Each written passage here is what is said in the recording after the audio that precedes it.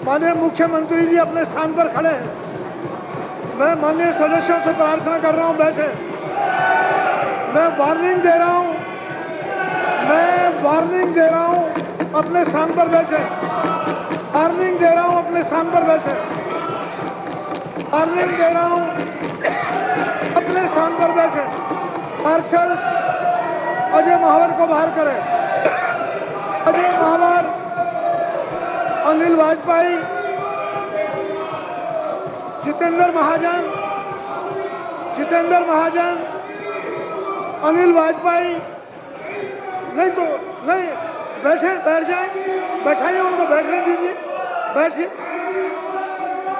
नहीं बैठेंगे, मैं बाहर करिए, वाजपेयी को बाहर करिए, अनिल वाजपेयी जी को बाहर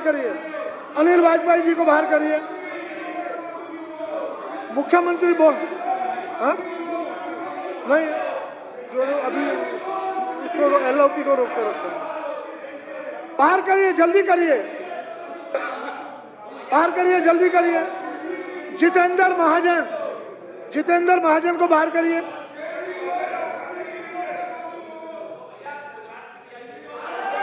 जितेंद्र महाजन, चलिए, महाजन जी को बाहर करिए। अभय जी आप बैठेंगे, बाहर करिए।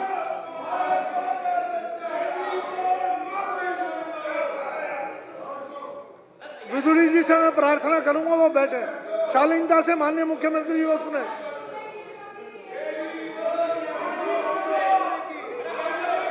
मैं ये कोई शोर शराबा, माननीय मुख्यमंत्री जी बोल रहे हैं। कौन सा सदन इस बात को सहेगा कि माननीय मुख्यमंत्री बोल रहे हैं और ये शोर मचाएं?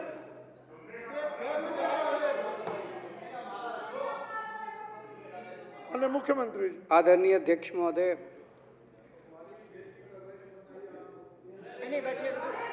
आपसे तो मैंने प्रार्थना की, आप बैठिए।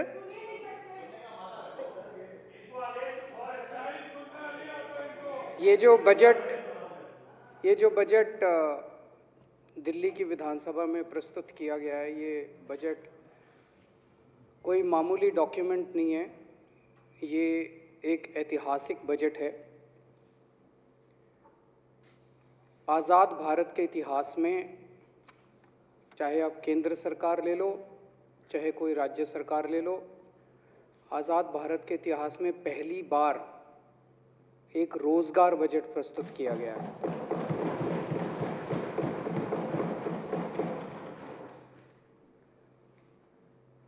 रोजगार की समस्या तो आज़ादी से ही है। 1947 में देश आज़ाद हुआ था, तभी से हमारे युवाओं की रोजगार की समस्या रही है, कभी कम कभी ज़्यादा। लेकिन रोजगार एक ऐसा मुद्दा हुआ करता था जिसकी चर्चा केवल चुनावी सभाओं में होती थी, चुनाव के पहले होती थी। हर पॉलिटिकल पार्टी चुनाव के पहले कहती थी, हम आए तो हम 5 लाख नौकरी दे देंगे, हम आए तो हम 10 लाख नौकरी दे देंगे, ये कर देंगे, वो करो। फिर चुनाव जीतने के बाद कोई बात नहीं करता रोजगार की, उसके बाद तो फिर बंदर बांट होती है। पहली बार आज़ाद भारत के इतिहास में पहली बार हो रहा है कि एक बजट केवल और केवल रोजगार के इर्द गिर्द बनाया गया है, बच्चों को रोजगार देने के लिए बनाया गया है, सबके घर में खुशहाली लाने के लिए बनाया गया है।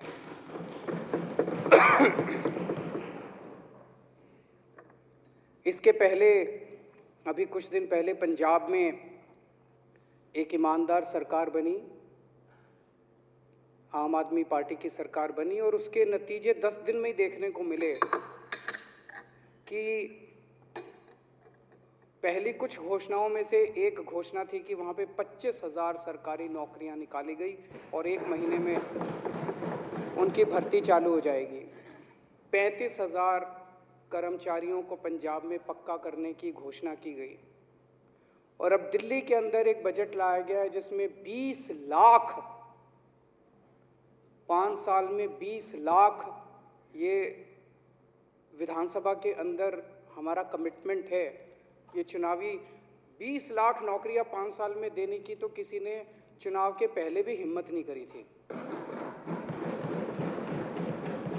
यहाँ तक कि उत्तर प्रदेश, बिहार जो इतने बड़े बड़े राज्य हैं, जहाँ पे इतनी बड़ी बड़ी उनकी जनसंख्या है, वहाँ भी कोई पॉलिटिकल पार्टी ये नहीं कहती चुनाव के पहले भाई हम आए तो हमको वो दो, वोट दो, हम 20 लाख नौकरियां दे देंगे। बजट जो प्रस्तुत किया गया उसमें पूरा खाका डिटेल में पूरा तैयार किया गया है कि किस तरह से अगले 5 साल के अंदर 20 लाख रोजगार युवाओं के लिए तैयार किए जाएंगे। जब से ये बजट प्रस्तुत किया गया है अध्यक्ष महोदय, इतने फोन आ रहे हैं, युवा इतने खुश हैं, केवल दिल्ली के नहीं देश भर के युवा खुश हैं कि कम से कम देश की दिशा इस डायरेक्शन में तो आने लगी। अब जैसे हम मोहल्ला क्लिनिक बनाते हैं तो सारी राज्य सरकारों को अच्छे बनाएं बुरे बनाएं बात तो करनी पड़ती है मोहल्ला क्लिनिक की। हम लोग स्कूल अच्छे करते हैं तो अच्छे करें बुरे करें, सारे देश में चर्चा तो हो ही गई। हम बिजली मुफ्त करते हैं तो अब सारे देश में सारी पार्टियां जा जाके चाहे हमको कितनी भी गालियां दें, लेकिन बिजली की बात तो करनी पड़ती है हर जगह। कोई 100 यूनिट कर रहा है, कोई 50 यूनिट कर रहा है।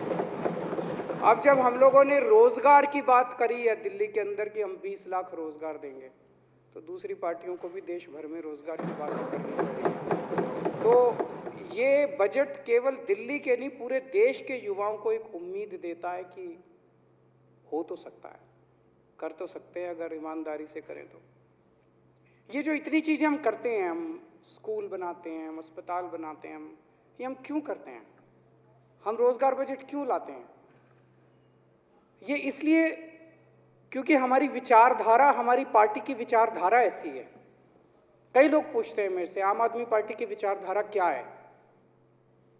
आम आदमी पार्टी की विचारधारा के 3 स्तंभ हैं। पहला, कट्टर देश प्रेम।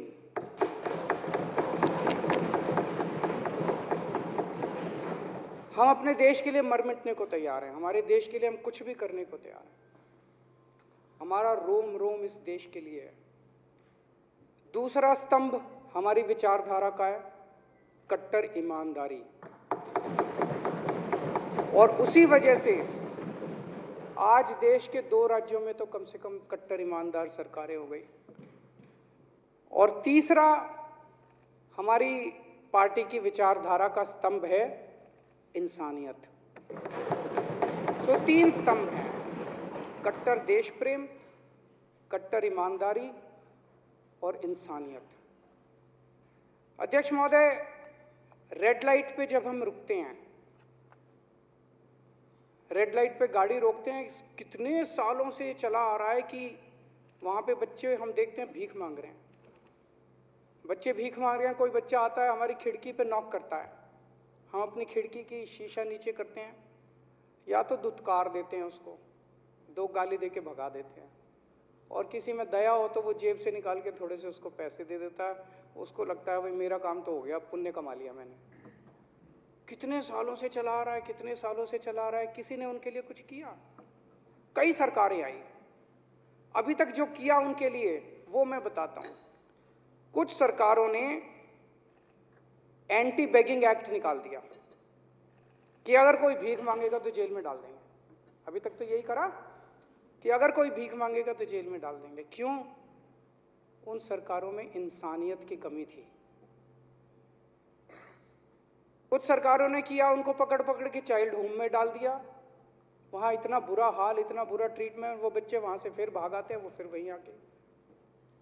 आप ये देखो, कई जगह आपने देखा होगा, ये बच्चे सड़क के किनारे एक गोल चक्कर लेके और उसमें से कैसे कलाबाजी खा रहे होते हैं। उनकी बॉडी आपने देखी है कितनी फ्लेक्सिबल है।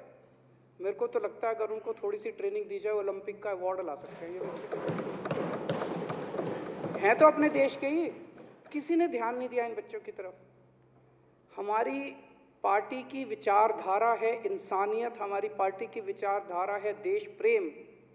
इसीलिए इस बजट में हमने इन बच्चों के लिए शानदार, मैं कह रहा हूं पूरे देश के अंदर प्राइवेट भी देख लेना स्कूल, सबसे शानदार स्कूल बनाएंगे। 10 करोड़ रुपए में बोर्डिंग स्कूल बनाएंगे इन बच्चों के लिए। इन बच्चों के लिए बोर्डिंग स्कूल बनाएंगे, हॉस्टल में रहेंगे, ये 24 घंटे वहीं रहेंगे। इनका साइकोलॉजिकल, इमोशनल सारा देखा जाएगा। उनको बेस्ट एक्सपर्ट्स लेके आएंगे, बेस्ट टीचर्स लेके आएंगे, और यही बच्चे देखना एक दिन आपको ओलंपिक के अवार्ड लाके दिखाएंगे। अध्यक्ष महोदय, मैं पहले इनकम टैक्स में नौकरी किया करता था। दिल में बहुत ज़्यादा जज्बा था कि देश के लिए कुछ करना है। इनकम टैक्स की नौकरी छोड़ी। नौकरी छोड़ने के बाद मैं सुंदर नगरी की झुग्गियों में जाके काम करने लगा। हमारे राजेंद्र पाल गौतम वहाँ से एमएलए हैं। कई दिनों तक मैं झुग्गियों में रहा खुद भी। एक झुग्गी लेके मैं वहीं झुग्गियों में रहता था। मैं देखना चाहता था इस देश के गरीब का दर्द क्या है। वहां मैं देखता था कि धोबी के बच्चे, मोची के बच्चे, मजदूर के बच्चे, रिक्शे वाले के बच्चे सरकारी स्कूलों में जाया करते थे। मैं खुद भी सरकारी स्कूलों में घूमा। वहां पे बहुत बुरा हाल था सरकारी स्कूलों का। तो थोड़े दिन तो गरीब आदमी भेजता था अपने बच्चों को सरकारी स्कूल में, फिर लगता था यार इसने पढ़ना लिखना, पढ़ाई लिखाई तो है नहीं सरकारी स्कूल में, इसको काम पे ही लगा दो। वो ड्रॉप आउट रेशो कहते थे बहुत हाई है, बहुत हाई है ड्रॉप आउट रेशो, फिर वो उसको काम पे लगा देते थे। तब तो सोचा नहीं था, ऊपर वाले ने कुछ करिश्मा किया, तब सोचा नहीं था कि एक दिन मुख्यमंत्री बन जाएंगे। मुझे बेहद खुशी है कि भगवान ने हमें मौका दिया और आज दिल्ली के सारे सरकारी स्कूलों को ठीक करने का हम लोगों को मौका दिया।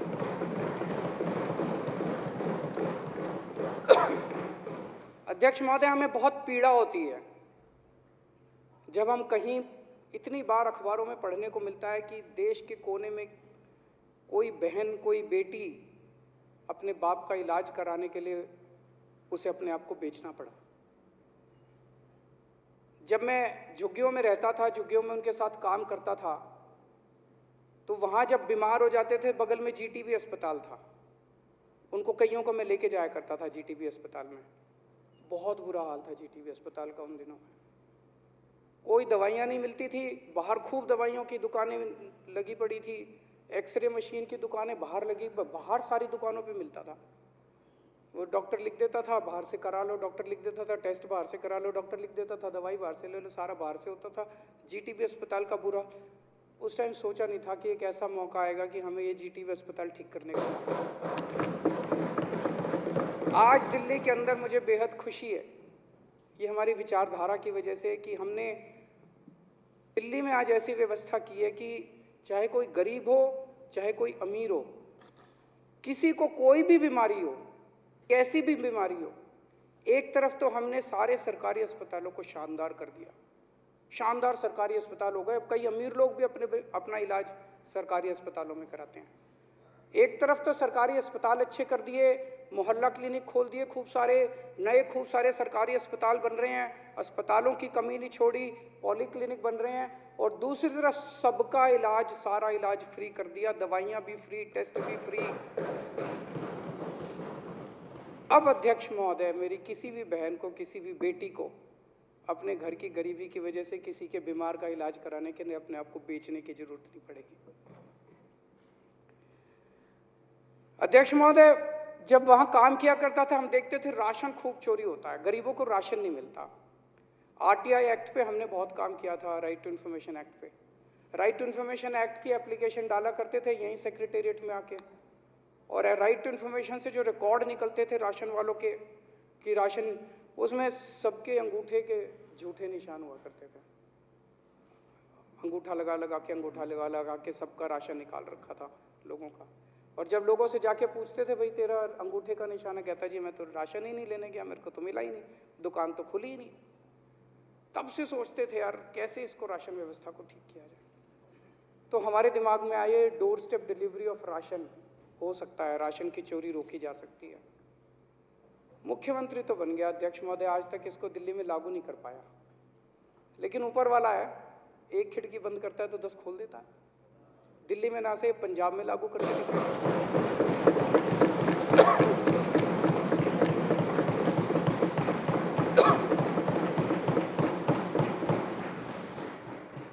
पंजाब में कल भगवंत मान जी ने ऐलान किया है कि door step delivery of ration Punjab के अंदर लागू करेंगे। अध्यक्ष महोदय, 4 साल हो गए मेरे को जूते घिसते घिसते केंद्र सरकार के, सबके पैर पड़ा मैं, सबकी मिन्नतें मानी मैंने। कहा इसमें मेरा तो कोई इंटरेस्ट नहीं है, मैं तो चोरी बंद ही कर रहा हूँ राशन की, मेरे को कर लेने तो डोर स्टेप डिलीवरी करने नहीं दिया इन लोगों ने। ये पहले हमारे मोहल्ला क्लिनिक रोके, 2 साल तक मोहल्ला क्लिनिक की फाइल लेके बैठ गए, किसी तरह से करा के ले आए। फिर सीसीटीवी कैमरों की फाइल लेके बैठ गए, फिर मेरे को इनको गोपाल जी को धरना करना पड़ा एलजी साहब के यहाँ, फिर वो सीसीटीवी की फाइल क्लियर करी। ये जो व्यवस्था है ना, पिछले 75 साल से चली आ रही है। 75 साल से इस देश के अंदर जितनी सरकारें आई, सरकार मतलब काम रोको, सरकार मतलब जनता को कुछ करने ना दो, सरकार मतलब जनता के काम रोको, रोकने के लिए बनी है ये सरकारें। पहली बार एक सरकार आई है जो जनता के काम करने के लिए बनी है। इस देश के लोग बहुत आगे बढ़ना चाहते हैं, इस देश में बहुत टैलेंट है। अभी ये मनीष जी बिजनेस ब्लास्टर करवा रहे हैं स्कूलों के अंदर, क्या टैलेंट निकल के आ रहा है, क्या शानदार बच्चे ऐसे ऐसे आइडियाज लेके आ रहे हैं। इन बच्चों को आगे बढ़ने देना है अपने को, इनको रोकना नहीं है। 75 साल से इस देश को रोका गया, घोटा गया, इस देश को गला पकड़ के मतलब करने नहीं दिया लोगों को, इसे बदलना है। अध्यक्ष महोदय, इस देश में जब भी कोई आदमी सुनता है कि इन नेताओं ने भ्रष्टाचार कर दिया, उसके आग लग जाती है अंदर, मन करता है यार कुछ करो इसका। इतना भ्रष्टाचार, इतना भ्रष्टाचार 75 साल में इन सारी पार्टियों ने, इन्होंने नेताओं ने लूटने में कोई कसर नहीं छोड़ी, जम के लूटा इन्होंने। वो दूसरे वाले हैं, उनकी लंबी लिस्ट है, कॉमनवेल्थ गेम्स, 2G, कोयला, स्पेक्ट्रम, लंबी लिस्ट है उनकी। और ये हैं, इनकी लिस्ट है, राफेल, सहारा बिड़ला, ताबूत घोटाला, बहुत है, Vyapam scam, GSPC scam, Vijay Mallya को भगा दिया, Lalit gate scam, Panama papers, इनकी भी लंबी लिस्ट है। यहां तक कि देश की डिफेंस को भी नहीं छोड़ा। उन्होंने बोफर्स घोटाला किया, इन्होंने राफेल घोटाला किया, देश के डिफेंस को भी इन लोगों ने नहीं छोड़ा। जनता को बहुत ज्यादा तकलीफ होती है। एक तो जनता देखती है कि उनका पैसा लूट लिया, देश को लूट लिया, और दूसरे देखते कि सारे क्लीन चिट हो गई सबको। भ्रष्टाचार तो हुआ लेकिन किसी ने नहीं किया, कोई पकड़ा नहीं गया। आज तक 75 साल में कोई भ्रष्टाचार के लिए जेल नहीं गया, सारे छूट गए। तो एक तरह से जनता के जले पे नमक छिड़कते हैं। मेरा मानना है भ्रष्टाचार को देश के साथ गद्दारी का ऐलान कर देना चाहिए। जो भ्रष्टाचार करेगा उसे गद्दारी माना जाएगा, देश के साथ गद्दारी कर रहा है वो, उसको गद्दारी का वो देना चाहिए। आम आदमी पार्टी में इन्होंने सारा सब कुछ चेक कर लिया, हमारा एक नया, नहीं तो छोड़ देते ये मेरे को, मेरी कोई फाइल खोल लेते, मेरे को भी ब्लैकमेल करते जैसे इनका स्टाइल है। इन्होंने एक शुंगलू कमीशन बिठाया, शुंगलू कमीशन में 400 फाइलें गई, 400 फाइलों, 3 बड़े बड़े IAS अफसर उन्होंने बैठ के हमारी 400 फाइलें देखी, उनको एक नए पैसे की चोरी नहीं मिली। फिर उन्होंने CBI भेजी, मेरे घर पे CBI की रेड कराई, मेरे दफ्तर में CBI की रेड कराई, इनके घर पे रेड कराई, इनके घर पे रेड कराई, कुछ नहीं मिला। मेरे बेडरूम में घुस गए, उनको लगा शायद वो जो कच्ची पर्चियां होती हैं, कच्चा हिसाब होता है, वो बेडरूम में ही होता होगा, बेडरूम में भी कुछ नहीं मिला। हम कट्टर ईमानदार हैं अध्यक्ष महोदय, और अगर हमारा कोई किसी दिन पकड़ा गया तो सबको कह रखा है जितनी सजा दूसरों को मिलती है डबल सजा दिलवाऊंगा, किसी को छोड़ूंगा नहीं, किसी को बख्शूंगा नहीं।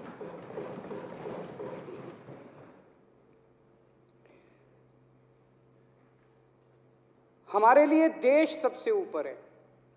अभी भगवंत मान जी की प्रधानमंत्री जी से मीटिंग हुई, मीटिंग में भगवंत मान जी ने सीधे सीधे प्रधानमंत्री जी को कहा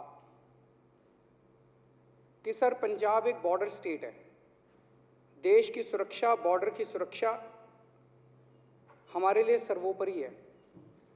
इसीलिए आज मैं आपको ये एश्योरेंस देने के लिए आया हूं कि अगर बॉर्डर की सुरक्षा का, देश की सुरक्षा का कोई भी मसला होगा, उन्होंने कहा मैं, मेरे नेता केजरीवाल जी और आम आदमी पार्टी और पंजाब सरकार पूरी तरह से आपके साथ हैं, केंद्र सरकार के साथ मिलकर काम करेंगे।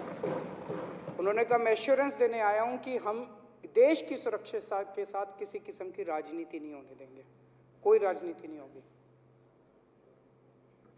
तो देश के लिए हम किसी किस्म की राजनीति नहीं करेंगे। देश की जब भी बात आएगी, हमारा शरीर का एक एक कण, हमारे खून का एक एक कतरा हमारे देश के लिए समर्पित है।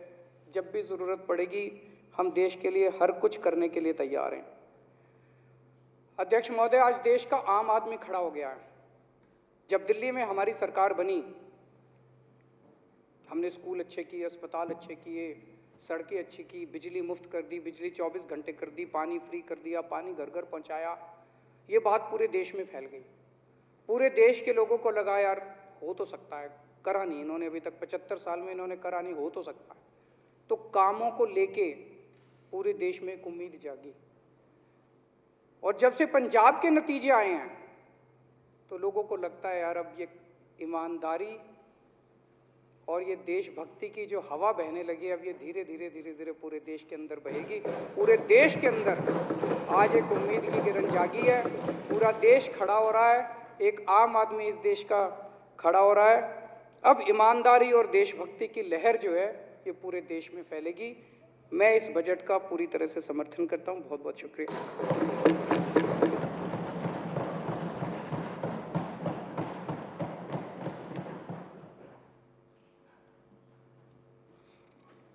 अनुदानों की मांगें 2022-2023 के लिए। अब सदन माननीय मुख्यमंत्री द्वारा दिनांक 26 मार्च 2022 को सदन में प्रस्तुत डिमांड्स फॉर ग्रांट्स और डिमांड वाइज विचार होगा। डिमांड नंबर 1 लेजिस्लेटिव असेंबली, जिसमें रेवेन्यू में 75 करोड़ 85 लाख रुपए सदन के सामने है। जो इसके पक्ष में है वो हाँ कहें, जो इसके विरोध में ना कहें। हाँ पक जीता, हाँ पक जीता। डिमांड नंबर 1 पास हुई। डिमांड नंबर 2 जनरल एडमिनिस्ट्रेशन, जिसमें रेवेन्यू में 8 अरब 49 करोड़ 6 लाख 50 हज़ार रुपये तथा कैपिटल में 43 करोड़ रुपए, कुल राशि 8 अरब 92 करोड़ 6 लाख 50 हज़ार रुपये सदन के सामने है। जो इसके पक्ष में वहाँ कहें, जो इसके विरोध में ना कहें। हाँ पक जीता, हाँ पक जीता। डिमांड नंबर 2 पास हुई। Demand number 3 administration of justice, जिसमें रेवेन्यू में 12 अरब 60 करोड़ 10 लाख रुपए हैं तथा कैपिटल में 32 करोड़ रुपए हैं। कुल राशि 12 अरब 92 करोड़ 10 लाख रुपए सदन के सामने है। जो इसके पक्ष में वो हाँ कहें, जो इसके विरोध में ना कहें। हाँ पक जीता, हाँ पक जीता। डिमांड नंबर 3 पास हुई। डिमांड नंबर 4 फाइनेंस, जिसमें रेवेन्यू में 3 अरब 89 करोड़ 40 लाख रुपए हैं सदन के सामने है। जो इसके पक्ष में वे हाँ कहें, जो इसके विरोध में ना कहें। हाँ पक जीता, हाँ पक जीता। डिमांड नंबर 4 पास हुई। डिमांड नंबर 5 होम, जिसमें रेवेन्यू में 8 अरब 82 करोड़ 19 लाख रुपए हैं तथा कैपिटल में 3 अरब 57 करोड़ 93 लाख रुपए हैं। कुल राशि 12 अरब 40 करोड़ 12 लाख रुपए सदन के सामने है। जो इस